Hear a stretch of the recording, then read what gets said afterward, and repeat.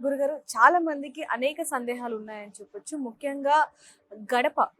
గడపకి మనం పూజిస్తూ ఉంటాం. అంటే పూజ చేసే ప్రతిసారి కూడా చాలా మంది పూజిస్తూ ఉంటారు. లేకపోతే రోజు కూడా పూజిస్తూ ఉంటారు. అంటే పసుపు రాయటం, లేకపోతే ముగ్గులు వేయటం, కుంకుమ పెట్టటం ఇలాంటివి. అసలు గడపకి ఎందుకు పూజించాలి అంటారు?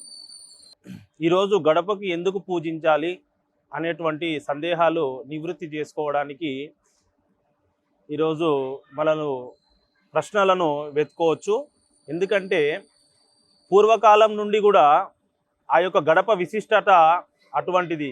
ఎందుకంటే శ్రీ మహావిష్ణువు నారసింహ అవతారంలో ఆ యొక్క గడప పైన ఆ యొక్క రాక్షసుని సంహరించి మన ఈ యొక్క ప్రపంచానికి కళ్యాణ తిలకం దిద్దిన శ్రీ మహావిష్ణువు అంశ అయినటువంటి శ్రీ మహాలక్ష్మీదేవి నివాసం ఉండే స్థలము గడప.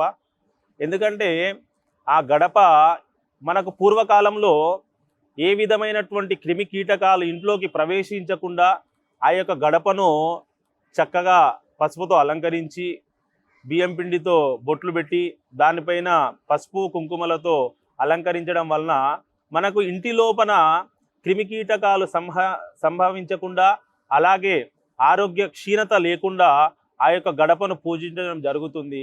ఈ యొక్క గడప విశిష్టత ఏమిటంటే మన ఇంటికి గుమ్మము అనేటువంటిది చాలా ముఖ్యమైనది.